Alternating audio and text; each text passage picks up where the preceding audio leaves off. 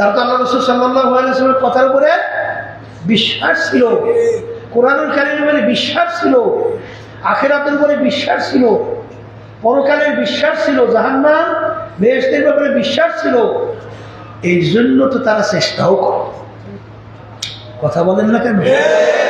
হ্যাঁ, কিন্তু আস্তে আস্তে আমাদের অবস্থান কেমন হয়েছে, পেট ডলতে ডলতে হ্যাঁ একেবারে নিয়া জান্নাতের ভিতরে সাজাইয়া পড়াইয়া তারপরে এই কি একেবারে সিরিয়াসটা শান্তির জায়গায় দিয়ে দেবে না, না এত সহজ না। এই জন্য নফসের সঙ্গে জিহাদ করতে হবে। নফসের সঙ্গে জিহাদটা বড় কঠিন। ওই যুদ্ধ আর এই নফসের যুদ্ধ বড় কেন? আমরা যখন যুদ্ধ করি মাঠ পর্যায়ে শত্রুকে আমরা দেখি, শত্রু আমাদেরকে দেখে। সামনাসামনি দেখে যুদ্ধ করা আর গোপনে যদি শত্রু আপনাকে আক্রমণ করে, এই দুই যুদ্ধে পার্থক্য আছে না নাই? তাহলে গোপন শত্রু দেখা যায় না, ওর কিন্তু আক্রমণ ভয়াবহ। এর জন্য বড়, এর জন্য কি বড়। এরপরে যুদ্ধ শুরু হয়েছে, একটা সময় শেষ হয়ে যাবে। আর নফসের সঙ্গে জেহাদ ও শুরু আছে শেষ আছে, একেবারে রুহুটা বের হওয়ার আগ পর্যন্ত। শোনেন না আলোচনা, শোনেন না ওই যে ইমাম ফখরুদ্দিন রাজি রহমাতুল্লাহ আলাইহি ঘটনা শোনেন না, যে পীর সাহেব হুজুরের কাছে গেছিল। তিনি তো বড় মাপের আলেম ছিল, বড় তাফসীর লেখছে কোরআনুল কারীমের, লেখছে না ইমাম ফখরুদ্দিন রাজি। তাফসীরের নাম হয়েছে তাফসীরে কবির। হ্যাঁ, আল্লাহর বান্দা কি বলছে? তা আলেমের দিক থেকে তো বড় আলেম, কিন্তু চিন্তা করে দেখছে আসলে সোহবাত ছাড়া কোনো মাস সদিকিন ছাড়া কখনোই শয়তানের সবল থেকে, শয়তানের কি কয় আক্রমণ থেকে বাঁচার কোনো কায়দা নাই। এখন তিনি চিন্তা করলেন যে আমার তো একজন মুরব্বী ধরা লাগবে, মুরব্বীর কথা অনুযায়ী চলা লাগবে। তাই তিনি যখন নাকি শাইখের কাছে গেলেন, শাইখের নাম জানি কি, নাজিমুল কুবরা রহমাতুল্লাহ আলাইহি, তার কাছে যখন গেলেন তিনি জিজ্ঞাসা করেন, বাবা আপনি কোন ফখরুদ্দিন? ওই যে শুনছি ফখরুদ্দিন রাজি বিশ্ববিখ্যাত আলেম। বলে হুজুর আমি সেই ফখরুদ্দিন রাজি। বলে বাবা আমি আপনাকে মুরিদ করতে পারবো না। বলে হুজুর কেন? বলে বাবা তোমার ভিতরে এত এলেমের গরব, এত বেশি এলেম তোমার ভিতরে ঢুকছে। এলেম ঢুকছে বলতে বুঝাইতে চাইছে আমি বড় আলেম। বর্তমানে বাংলাদেশের ভিতরে আছে না, বিভিন্ন জায়গায় আছে না, তা এরকম বড় আলেম। বলে বাজান এই বড় আলেমের যে একটা গৌরব, এইটা তোমার ভিতরে ঢোকার কারণে এখন আল্লাহ রাব্বুল আলামিনের যে মুহাব্বত কোন জায়গায় ঢুকাবো, এর জন্য এলেমের গরম কমাই আসে। কির গরম কমাও? এলেমের গরম কমাও। এখন জানেন তো যে প্রায় 1 বছর পর্যন্ত কিতাব দেখে না, তা সে বসে বসে করবে কি? তখন ওই কোরআনুল কারীমের তাফসীর লেখছে, বুঝলেন? ওই তাফসীরের নাম আছে তাফসীরে কবির। তা এই হুজুরের কাছে 1 বছর পর আসছে, হুজুর কিতাব বিলি করি নেই, মোতালা করি নেই, তাকরা তো করিই নেই, আর দেখি তো নেই কিছুই। তা বাবা 1 বছর পর্যন্ত করছেন কি? বলে হুজুর বসে বসে একটু কোরআনুল কারীমের তাফসীর দেখছে। বলে কোথায়? দেখে যে বিরাট তাফসীর। তখনই নাম দিয়েছে এই যে অনেক বড় তাফসীর। বলে বাজার তোমার এলেম আরো বাড়ছে, কমাও। তাই শেষ পর্যন্ত জানেন তো যাওয়ার পরে মৌতের সময় এসে গেছে। বলছেন ওদের নাজিমুল কুবরা রহমাতুল্লাহ আলাইহি তিনি উযু করতেছেন, খাদেন পাশে, কিন্তু হুজুর অন্য সময় হয়তো 1 লোটা পানি দিয়ে উযু করে, আজকে লোটার ভর পানি শেষ হয়, উযু হয় না। কথা বুঝলেন? তামসা দেখতে আছে। কি দেখতেছে? এটাকে কাশফ বলা হয়। দেখতেছে, দেখার মাধ্যমে ইবলিস শয়তান অনেকে তো মনে করে যে মনে হয় যেন আমি খুব দরবেশ হয়েছি, ইবলিস কিন্তু জানার দিক থেকে সবচেয়ে বড় পণ্ডিত, বড় জানেন না বিজ্ঞ।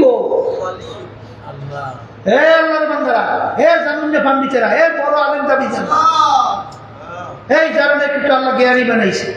খুব সতর্ক অবস্থায় চললে, খুব সতর্ক অবস্থায় চললে। হ্যাঁ, আসমানি কিতাবের সংখ্যা 104 কিতাব। আসমানি কিতাবের সংখ্যা কত? 104 কিতাব। এর ভিতরে 4 কিতাব বড়, কোরআনুল কারীম, তাওরাত, ইনজিল, জবুর। এই 104 কিতাবের ইলম আল্লাহ রাব্বুল আলামিন ইবলিসকে দান করছে। কথা বুঝলেন না? হ্যাঁ, আচ্ছা বলেন তো 104 কিতাবের ইলম জানেন না, এই আলেম আছে কয়জন? আছে? একজনও আছে। তাহলে জানার দিক থেকে বড় আলেম, বড় জানেন না পণ্ডিত ইবলিস না? তাই অনেকে দরবেশি করিয়ে কিন্তু ওরে দরবেশে শেষ। কথা বুঝেন? অনেকের আলেমের ফকর তাকাব্বুর ঢুকিয়ে শেষ। এই জন্য খুব সতর্ক অবস্থায় পা বাড়ানো। কারণ শোনেন না, ওই যে মনে হয় ইমাম গাজ্জালী রহমাতুল্লাহ আলাইহি বলছিলেন যে আন্নাসু কুল্লুহুম হালকা ইল্লাল আলিমুন ওয়াল আলিমুনা কুল্লুহুম হালকা ইল্লাল আমিলুন ওয়াল আমিলুনা কুল্লুহুম হালকা ইল্লাল মুখলিসুন ওয়াল মুখলিসুনা ফি খাতারিন আযীম। কি বুঝলেন? হ্যাঁ, বুঝলেন কি আল্লাহর বান্দারা? যে প্রত্যেক মানুষ ধ্বংসপ্রাপ্ত, একমাত্র নাজাতকারী হবে আলেম।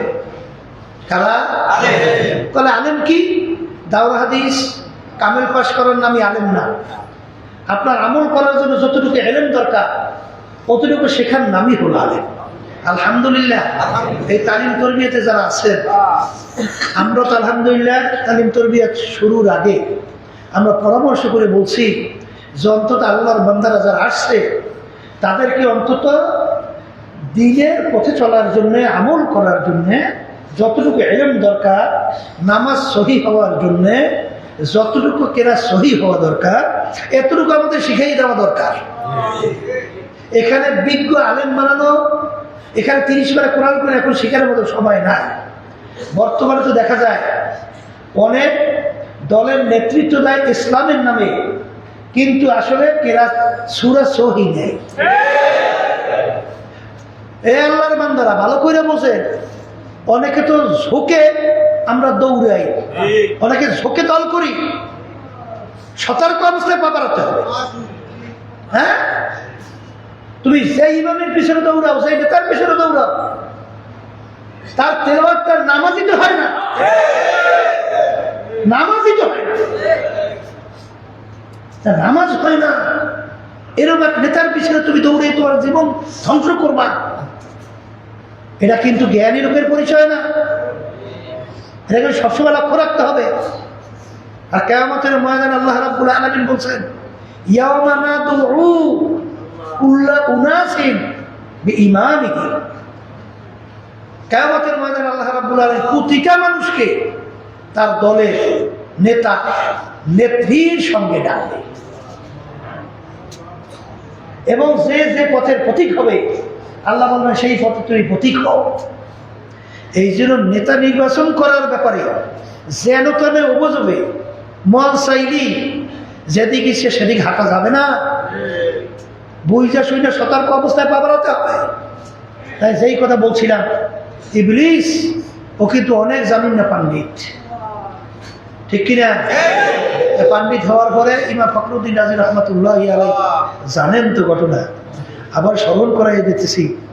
তিনি চিন্তা করলেন যে মৌতের সময় ইবলিস তো চেষ্টা করবে ঈমান নষ্ট করার জন্য। কি নষ্ট করার জন্য? ঈমান নষ্ট করার জন্য চেষ্টা করবে। তাহলে এখন আমার ঈমান নিয়ে তো কবরে যাওয়া লাগবে। এখন আমার তো কোরআন এবং হাদিস বিভিন্ন ইস্তেমবাদ করিয়া মাসালা, তারপর আমার তো বুঝে শুনে জবাব দেওয়া লাগবে। ঈমান ঠিক রাখার জন্য যুদ্ধ করতে হবে ইবলিসের সঙ্গে। এই খেয়াল করিয়া প্রায় 101টার মতো দলিল কোরআন এবং হাদিস থেকে ঠিক করছে। তার সাথে বোঝাপড়া করে, ইবলিসের সঙ্গে বোঝাপড়া করে।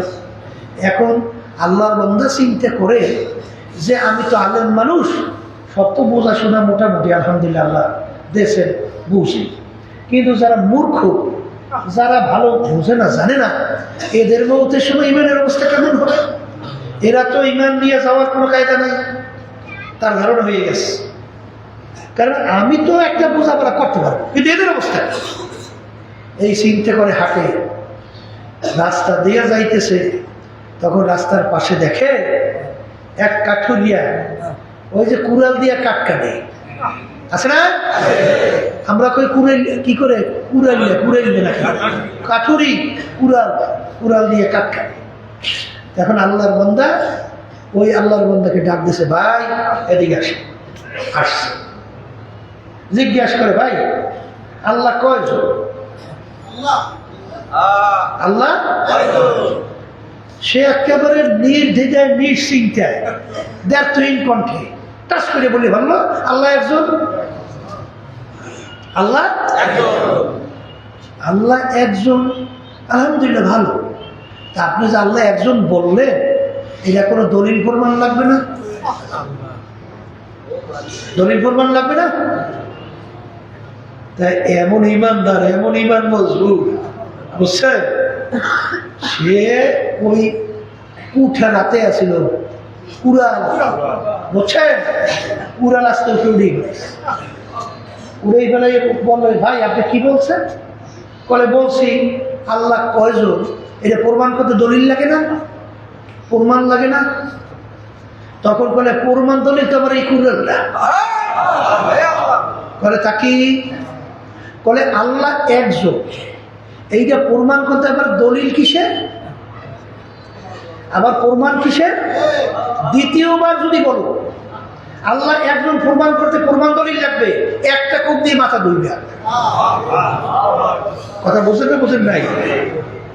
এই আমার মালিক সৃষ্টিকর্তা একজন, এই আসমানের দিকে তাকাইলে বোঝা যায় না? জমিনের দিকে তাকাইলে বোঝা যায় না? চন্দ্র সূর্যের দিকে তাকাইলে বোঝা যায় না? এই হাজারো রকমের 18,000 মাখলুকাতের দিকে তাকাইলে বোঝা যায় না? না বোঝা যায় না? কি না বোঝা যায় না? কি বোঝা যায়? এই সূর্য বানাইনি একজন কারিগর থাকে না? এই আগুন জ্বালাইনি একজন লাগে না? কিন্তু আল্লাহ যদি দুইজন হইতো, যে আল্লাহ মাফ করুন, যদি দুইজন সৃষ্টিকর্তা পরিচালক হইতো, তাইলে তো আমাদের দেশের মতো ঝগড়াঝাটি বাজ্যা ওই বাঘের নৌকাতে কুড়েল দিয়ে কাটা লাগবে। আব্বাস রহমতুল্লাহ আলাইহির একটা কথা মনে করছে, কথা বুঝলে, কোনো ব্যবসার ব্যাপারে আব্বাজান একে যখন এসে আলোচনা করতো, বলে হুজুর আমরা একত্রে এই ব্যবসাটা করতে চাই। তখন আব্বাজান বলতেন, ভাই আমি ভাগে ব্যবসা করতে চাই না, কারণ ভাগের ব্যবসা হইল কুড়াল রাখতে হয় আগে। মানে নৌকা যদি ভাগে ব্যবসা করে, ও কুড়াল দিয়ে ভাগ করতেই হতো। তাই এর জন্য যদি দুইজন সৃষ্টিকর্তা আল্লাহ হয়, তাইলে ঝগড়া বাই যায়। এই সূর্য দুনিয়া সৃষ্টির পর থেকে পড়তেছে কোন জায়গা থেকে? পূর্ব দিক থেকে। কোন দিকে? অস্তমিত কোন জায়গায়? পশ্চিমে। এখন আরেকজন যদি থাকতো, বুঝেন না, এ কইতেছে তোমার কথা অনুযায়ী এতদিন চলছে পূর্ব দিক দিয়ে, সূর্য অস্তমিত পড়ছি, আজকে থেকে আবার হুকুম চলবে, সূর্য উঠবে পশ্চিম, ডুববে পূর্বে। কি থাকতো? দুনিয়া থাকতো? দুনিয়া থাকতো? আরে আমাদের বাংলাদেশের মধ্যে ওই একটা গ্রামীণ কথা আছে না, দরবেশে এক খাতার মধ্যে 10 জনও থাকতে পারে, আর এক দেশের ভিতরে হিংসুক দুনিয়াটা 2 রাজাও থাকতে পারে। ঠিক না? তাহলে ঠিক আছে, তাহলে আল্লাহ একজন, এইটা আল্লাহর মাখলুকাতের দিকে তাকাইলে তখনই তো তোমার এই জ্ঞান আল্লাহ দান করছেন। কি যে আমা খালাকুল না, কি ইয়াতলু আলাইহিম আয়াতি না, কি জানি, হ্যাঁ, ইন্না ফি খালকিস সামাওয়াতি ওয়াল আরদ, হ্যাঁ, রব্বানা ওয়াখতিলাফিল লাইলি ওয়ান নাহার লাআয়াতিন লিউলিল আলবাব আল্লাযীনা ইয়াযকুরুনাল্লাহা কিয়ামান ওয়া qu'udan ওয়া আলা জুনুবিহিম ওয়া ইয়াতাফাক্কারুনা ফি খালকিস সামাওয়াতি ওয়াল আরদ ইন্না ফি খালকিস সামাওয়াতি ওয়াল আরদ রব্বানা মা খালাকতা হাযা বাতিলা সুবহানাকা ফাকিনা আযাবান্নার। আল্লাহু আকবার। হাদিসের ভিতর আছে কি আছে? যে বান্দা বান্দীরা তাফাক্কুরু সাআতান ফি খালকিল্লাহ খায়রুম মিন ইবাদাতি সিত্তিনা ওয়া ফি রায়াতিন সাবঈনা ওয়া ফি রায়াতিন 80 সানা। আল্লাহর মাখলুকাত নিয়ে যখন বান্দা বান্দী মুরাকাবা করে, চিন্তা করে, তখন এই মাখলুকাতের খালেকের পরিচয় তার কাছে আসে। এই চিন্তা কি গরুটাই করবে না মানুষ করবে? এই চিন্তা কি ছাগলে করবে না মানুষ করবে? এই মানুষ কি শুধুমাত্র গরু ছাগলের মধ্যে খাইয়ে লই জীবন শেষ করবে? এইটাই কি মানুষ? না না, মানুষকে আল্লাহ রাব্বুল আলামিন ভালো মন্দ বুঝার তৌফিক দান করছে। এই যার ভিতরে জ্ঞান নাই, বুঝ নাই, তার কোনো নেক আছে? সওয়াব আছে? তার কোনো বিচার আছে? তার কোনো সাজা আছে? সাজা আছে? কিন্তু যদি একজন বুঝদার, সে যদি একটা অন্যায় করে, তার কিন্তু সামনে। আর একটা পাগল, ও শত অন্যায় করলো, ওর কিন্তু ধরপাকড় নাই। এই পাগলের চক্ষু নাই, হাত আছে না, পা আছে না, সব আছে, কিন্তু তারপর আর ধরপাকড় নাই কেন? ওর সেই বুঝ শক্তিটা না থাকার কারণে ওর কোনো ধরপাকড় নাই। কিন্তু যার ভিতরে বুঝ আছে, যার ভিতরে আকল আছে, যার ভিতরে আল্লাহ রাব্বুল আলামিন কি দান করছেন? আকল, জ্ঞান। এই জন্য মানুষকে বলা হয় জামিউল উকুল। এরা পশু কি বলা হয় কি? এরা জামিউল উকুল তো বলা হয় না। এরা এইভাবে তো তারা আন্দাজেরও শূন্য। তোমার আমার ভিতরে আল্লাহ রাব্বুল আলামিন এই জ্ঞান দান করার পরেও তুমি যদি মালিককে তালাশ করে না পাও, তোমার যে কপাল পড়ার সামনে জানে থাকতে পারে। এই জন্য কালকে বলতেছিলাম, ইব্রাহিম আলাইহিস সালাতু ওয়াস সালাম, আল্লাহর নবী রাসূল, তিনি তালাশ করতেছিলেন এগুলো বানাইলে তো একজন সৃষ্টিকর্তা আছে, আমার বানাইলে তো একজন সৃষ্টিকর্তা আছে। তার আব্বা ছিল বড় মূর্তি বানাইলে কারিগর, ওই মূর্তি পূজা করে। এখন আজও সে চিন্তা করলো যে ব্যাপার কি, যে আমার বাপের নিজে মূর্তি বানাইয়া আবার সেইটারে পূজা করে, এ তো রব হইতে পারে না, এ তো রব হইতে পারে না। নিজে বানায় আবার সেইটা নিজে পূজা করে, এ কেমন রব? এই তালাশ করতেছিল। এইটা কি বলতেছে? আকল বলতেছে, জ্ঞান বলতেছে, জ্ঞান বলতেছে যে নিজে হাত দিয়ে বানাইয়া, এটা তো আমার কি, এটা তো আমার এটা তো আমার ইবাদতের উপযুক্ত হইতে পারে না, পারে পারে না। তাইলে এই তালাশ করা শুরু করছে। তালাশ করতে করতে দেখে চন্দ্র, এইটা আমার রব। কি দেখে? চন্দ্র, এইটা আমার রব। এরপর দেখে চন্দ্র ডুবে গেছে। কিরে ব্যাপার কি? যে সৃষ্টিকর্তা রব হবে, সে তো ডুববে না, অস্তমিত হবে না, বিলীন হবে না। পরদিন আবার সূর্য উঠছে, ওই সূর্য চন্দ্র সে বড়, এ হইল আমার বড় রব, বড় আল্লাহ। এবার তো সেটাও ডুবছে, ডুবছে, তো আমার রব হইতে পারে না। এক পর্যায়ে কি হলো? শেষ পর্যন্ত তালাশ করে পাইল সৃষ্টিকর্তার পরিচয়। সে কে? আল্লাহ। সে আমার আল্লাহ। এইটা জ্ঞানের মাধ্যমে, আকলের মাধ্যমে। এই জন্যই তো জ্ঞান যার আছে, আকল যার আছে, সে কিন্তু তাকাইলেই সে সৃষ্টিকর্তার পায় কি পায় না।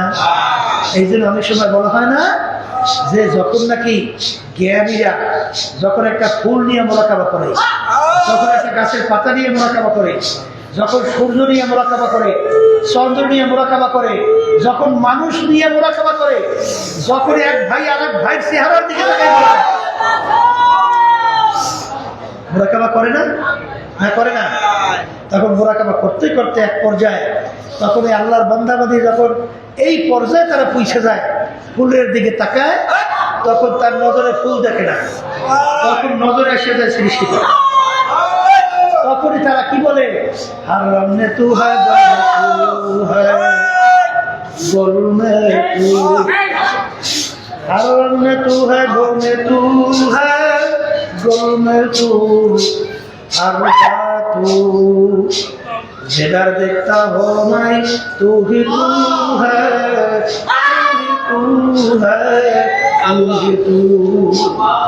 হে আল্লাহর বান্দারা, এই জ্ঞানীরা যখন এই পাতার দিকে ফুলের দিকে তাকায়, ঘেরান নাই ঘেরান, গোলাপ ফুলের ঘেরান, গোলাপ ফুলের ঘেরান নিয়ে, এই ঘেরান কি দেখা যায়? দেখছেন কেউ? এই ঘেরানটা কোথায় কে লুকিয়ে রাখলো? এই চিন্তা করবে কি মানুষ না গরু দেয়? মুখ খুলে বলেন, কে চিন্তা করবে? বলেন মানুষ এই চিন্তা করবে? বলে বলে না আমাদের গোয়াল বলে গরুটা চিন্তা করবে না ছাগলটা চিন্তা করবে? এই চিন্তা করার শক্তি আমরা দান করছে কার মধ্যে? সে যখন নাকি চিন্তা করবে এই যে গোলাপ ফুল এত সুন্দর মনোমুগ্ধকর, যে ঘেরান মেলে কলিজা ঠান্ডা হয়ে যায়, এই ফুলের ঘেরানটা কোথায় কে লুকিয়ে রাখলো? সে কে? তার কাছে উত্তর আসে, এ হইল আমার আল্লাহ। এই কথা ঠিকই না? যখন গাছের পাতার দিকে তাকায়, মোরাকাবা করে, তখন তার কাছে গাছের পাতা পরিচয় আসে না, তখন সে বলতে থাকে, বলবে দাঁড়া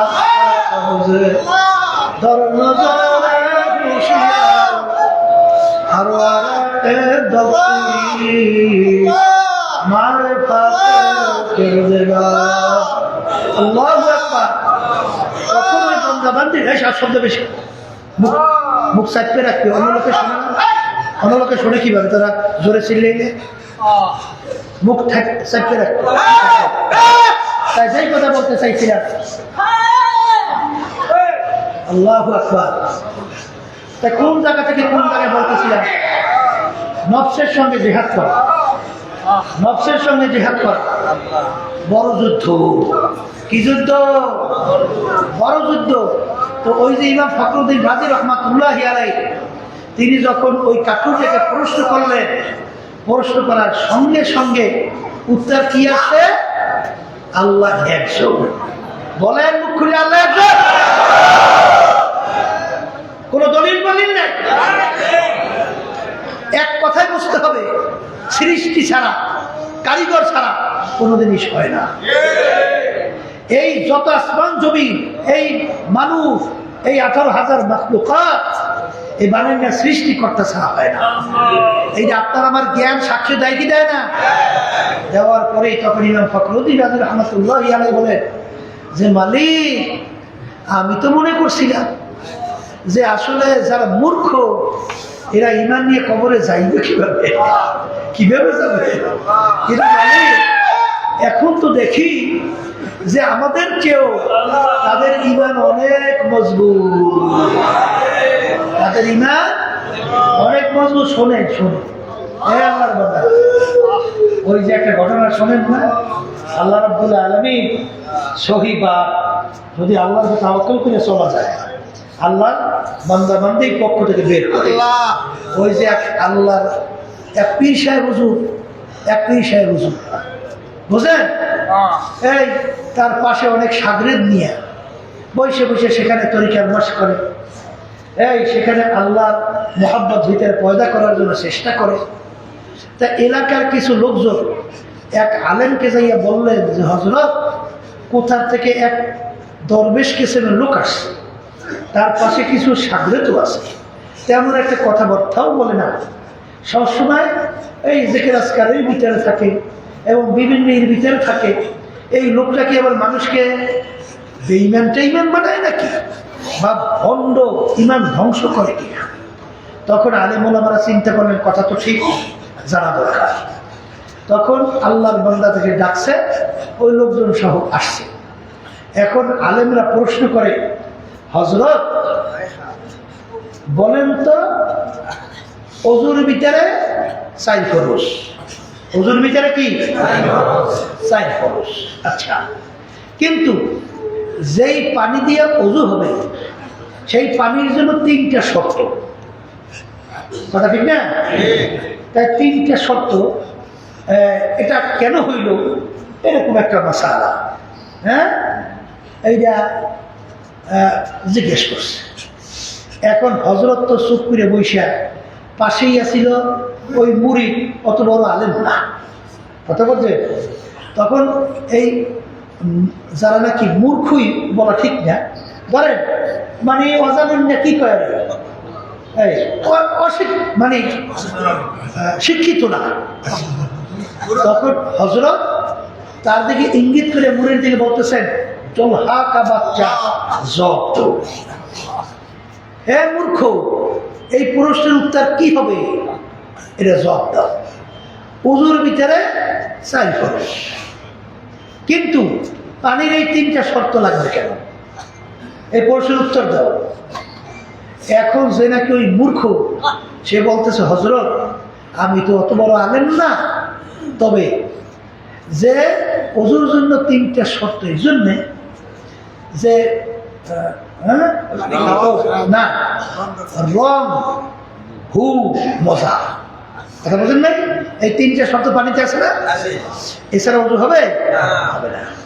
তাহলে এখন চক্ষু যখন পানি দেখে তখন বুঝে দেয় যে এই পানির রং ঠিক আছে, এই পানি দিয়ে ওযু করা, ওযু মানে ফরজ কাজ শুরু করা যায়। ও না না, মানে ওযুর ভিতরে 4 ফরজ, কিন্তু এই হাত ধোয়া, মুখে পানি দেওয়া, কথা বলছে, এই মুখে পানি দেওয়া, হাত ধোয়া, এগুলা এইটা সুন্নাত হইল কেন? হ্যাঁ, ও নাকের ভিতরে পানি দেওয়া আর মুখের ভিতরে কুলি করা, হাত ধোয়া, সুন্নাত না? তাহলে ফরজের আগে এই সুন্নাতটা কেন? হাত ধুইতে হইবে, কুলি করতে হবে, তারপর নাকে পানি দিতে হবে, এটা কেন? তখন বলতেছে যে পানির জন্য 3টা শর্ত ফরজ ওযু হওয়ার জন্যে, রং ভু মজা। তাহলে প্রথম আপনার চক্ষু পানি দেখার পরেই চক্ষু বইলে দিছে যে এই পানিটার রং স্বাভাবিক আছে, এই পানি দিয়ে ওযু করা যায়। এইবার হাতের ভিতর যখন পানি নেয়, হাতের ভিতরে পানি দিলে চোখ দেখে কি বলছে পানি ঠিক আছে। এইবার যখন কুলি করে জিহ্বায় লাগার পরে জিহ্বা বইলে দেয় যে পানির স্বাদও কি আছে, তার সার্টিফিকেট কয়টা পাইছি। এবার যখন নাকের ভিতরে পানি দেয় তখন ঘেরান নেওয়ার পরে নাক সার্টিফিকেট দেয় পানির ঘেরানো কি আছে। এখন সার্টিফিকেট পাইছি যে এই পানি দিয়া ফরজ কাজ শুরু করা যায়, ফরজ কাজ, এর জন্য এটা সুন্দর।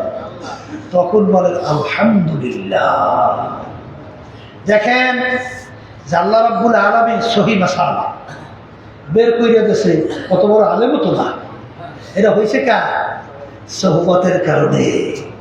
এর কারণে, সোহবতের কারণে আল্লাহ রাব্বুল আলামিন এরকম অন্তরকে খুলে দেয়।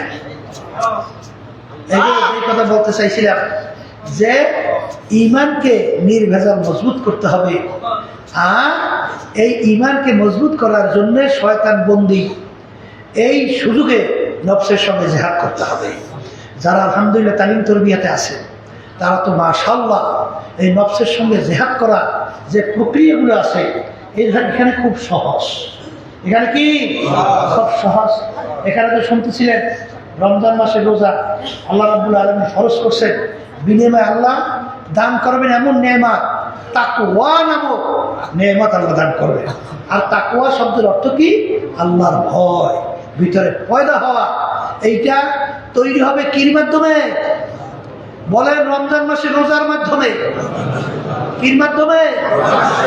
রমজান মাসে রোজার মাধ্যমে আল্লাহর ভয় ভিতরে পয়দা হবে, কথা ঠিক কিনা? আর আল্লাহর ভয় ভিতরে যখন পয়দা হবে, আম যদি ভিতরে ফাঁকে উপরে রং কিন্তু বোঝা যায় কি যায় না? যায় না? এই ভিতরে আম পাকলে রং বোঝা যায়। অনেকে বলে হুজুর রং সোরাও তো আছে, রং সোরা থাকবে আর না থাক, ও পাকলে বাহিরে ওর পরিবর্তন হবেই হবে। আপনার ভিতরে আল্লাহর ভয় পয়দা হয়েছে কিনা এটা বাহিরে ফুটে উঠবে। এটা বাহিরে কেমনে ফুটবে? আপনার চোখের ভিতরে ফুটে উঠবে, আপনার হাতের ভিতরে ফুটে উঠবে, আপনার জমানের ভিতরে ফুটে উঠবে, আপনার মুআশারাতের ভিতরে ফুটে উঠবে, আপনার চাল চলনের ভিতরে ফুটে উঠবে। এই কথা ঠিক কিনা? এই জন্য আবুল হাইস রাহমাতুল্লাহ তিনি বলছিলেন যে 7টা অঙ্গ প্রত্যঙ্গের সঙ্গে আল্লাহর ভয় তোমার ভিতরে পয়দা হয়েছে কিনা এইটা তুমি পরীক্ষা করে দেখো এবং আসছে কিনা দেখো। এর ভিতরে একটা বলছিলাম যে চক্ষের সঙ্গে সম্পর্ক আল্লাহর ভয়। তাই তা কি মান মালাকা আইনাহু মিনাল হারাম মালা আল্লাহু তাআলা ইয়াউমাল কিয়ামা আইনাহু মিনান নার।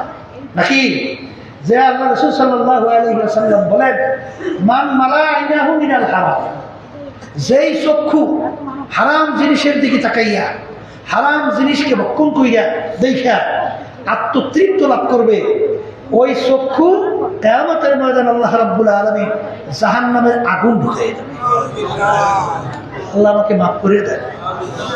আল্লাহু আকবার। তাহলে চক্ষু হারাম থেকে হেফাজত করা, এইটা আপনার আসছে কিনা, রমজান মাসে রোজার মাধ্যমে এই ফলটা পাইছেন কিনা, এইটা পরীক্ষা করে দেখতে হবে। কথা ঠিক কিনা? আর একটা সম্পর্ক জিহ্বার সাথে। কি সাথে? জিহ্বা যখন মিথ্যা কথা, গিবত শেখায়, মানুষের কষ্ট দেওয়া কথা, এক সাইডে বর্তমানে আছে পর্দারে মা বোনরা শোনা যায় যে জিহ্বা দিয়া কথা দিয়া আল্লাহ তাকে হয়তোবা টাকা পয়সা দান করছেন, আল্লাহ তাকে শিক্ষিত বানাইছেন, আল্লাহ তাকে বড় লোক বানাইছেন, জ্ঞানী বানাইছেন, এই জন্য অন্য মানুষদেরকে মানুষই মনে করে। আছে না নাই? এমন কথা বলে যেই কথার মাধ্যমে মনে হয় যেন তীরের মতো একটা আঘাত কলিজার মধ্যে করে। আছে না নাই? এ কপাল পুরা, তুমি যে জিহ্বা দিয়ে মানুষকে কষ্ট দিলা, এটা হকফুল ইবাদ। এটা কি হকফুল ইবাদ? হকফুল ইবাদ বলা হয় বান্দার হক। তাই বান্দা যতক্ষণ পর্যন্ত তোমাকে মাফ না করবে ততক্ষণ পর্যন্ত তোমার মাফ তো হবে না। এই জন্য দেখবেন আবু বকর সিদ্দিক রাদিয়াল্লাহু তাআলা আনহু তিনি একটা পাথর জবানের ভিতরে রাখতেন। এই জবানের ভিতরে কেন রাখতেন? ইচ্ছা করলেই যেন মুখ জামনা কেটে বলতে পারে, আটকেই থাকে। কোন কথার মাধ্যমে কে কষ্ট পায়, কোন কথার মাধ্যমে আল্লাহ বেজার হয়, কোন কথার মাধ্যমে মিথ্যা বের হয়, কোন কথার মাধ্যমে গুণ জমা হয়, এত ঠেকাঠেকি দরকার নাই। এই জন্য পাথর রাখতে, যখন কথা বলা দরকার হইতো পাথর বের করে কথা বলতে। চেষ্টা তো আসলে আমাদের নাই। তাদের তো ঈমান এত মজবুত ছিল, জাহান্নামকে এত ভয় করত, গুনাহকে এত ভয় করত, আল্লাহর আযাব ও গজব এত ভয় করত, এই জন্য তারা সেইভাবে চেষ্টাও করত। কিন্তু আমাদের চাল চলো মনে হয় যেন ধরলাম তো ধরলাম না, করলাম তো করলাম না, হইল কি হইল না। হ্যাঁ, এই এই এরকম এরকম গাছারা গাছারা এরকম চলার মাধ্যমে লক্ষ্যে উদ্দেশ্যে মঞ্জিলে মাকসুদে পৌঁছা যায় না।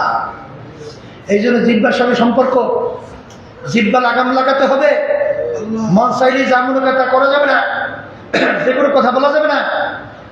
এই জিহ্বার সঙ্গে আপনার ভিতরে আল্লাহর ভয় পয়দা হচ্ছে কিনা এইটা বাস্তবে জিহ্বার মধ্যে প্রমাণিত হবে।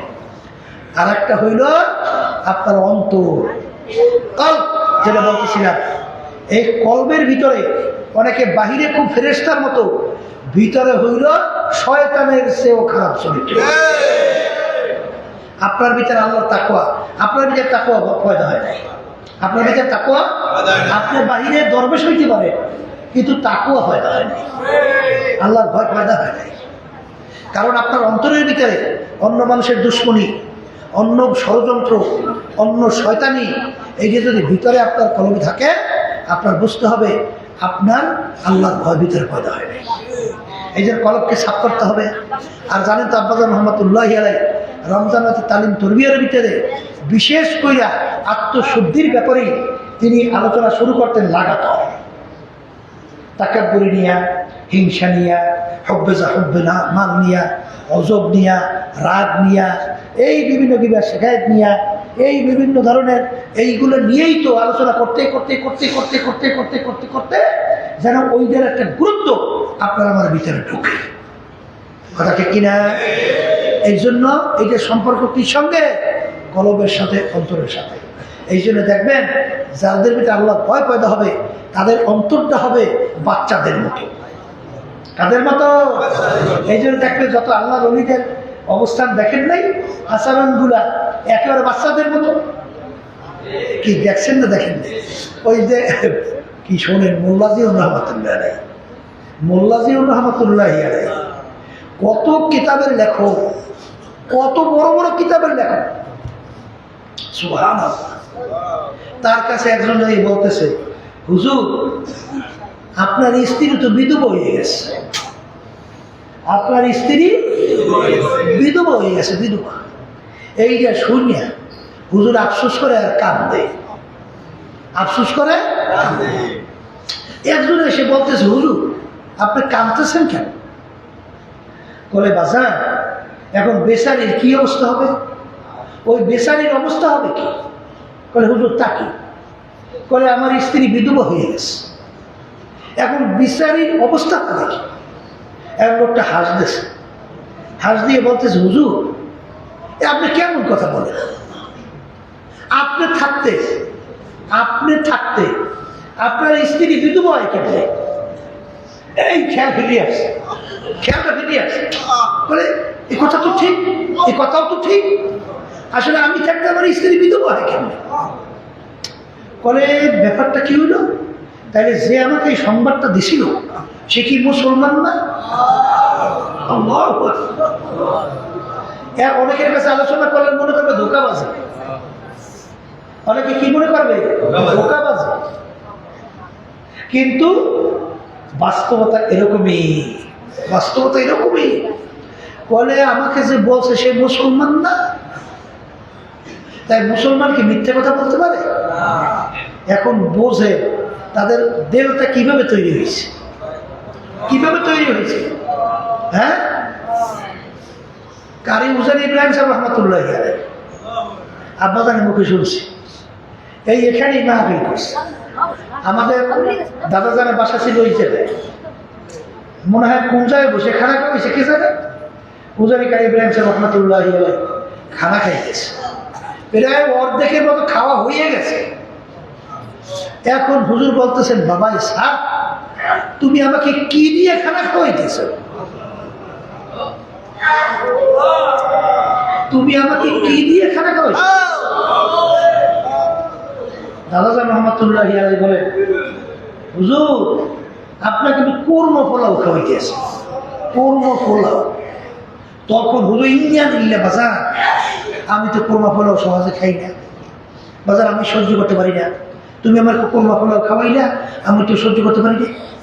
ওদিকে দেখেন প্রায় অর্ধেকের মতো খাওয়া শেষ, কি দিয়ে খাইতেছে খবরই নেই। এগুলা কিন্তু বুঝাবার জিনিস, একে তো বুঝবার জিনিস। মাল্লাহুল মাওলা ইয়াদুহু আল্লাহ, আইনুহু আইনুল্লাহ, লিসানুহু লিসানুল্লাহ। এটা বুঝতে হবে, এই পথের প্রতীক ছাড়া এই বোঝানো সম্ভব না। এই যে আমার বাজানদেরকে বলবো, পর্দারে মা বোনদেরকে বলবো, বাজান রে কেউই দুনিয়া থাকবে না, একদিন সবাই কিন্তু কবরে যাওয়া লাগবে। যে আল্লাহর কুতুব আজকে আমাদের মাঝে নাই, এরকম ভাবে এই তালিম তরবিয়তের পর থেকে শুরু করে আমার দেখা মতে এই আশেপাশে কত লোক নাই, কত পর্দারে মা বোনরা নাই। এরকম একদিন আসবে যদি আমরাও তো কেউ থাকবো না।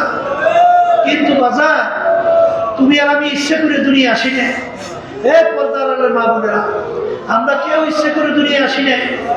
কিন্তু যারা নাকি আজকে দুনিয়ার মোহে পড়ছেন, যারা আজকে সম্মানের পিছনে পড়ছেন, যারা আজকে সম্পদের পিছনে পড়ছে, যারা আজকে বিভিন্ন গৌরব করার মোহে পড়ছে, দলের নেতা নেত্রীর পিছনে পড়ছে, দলের পিছনে পড়ছে, আমি সেই বাজানদেরকে, সেই পর্দার মা বোনদেরকে বলবো, একটু মাঝে মাঝে একটু চক্ষু বন্ধ করো, একটু মুরাকাবা করো।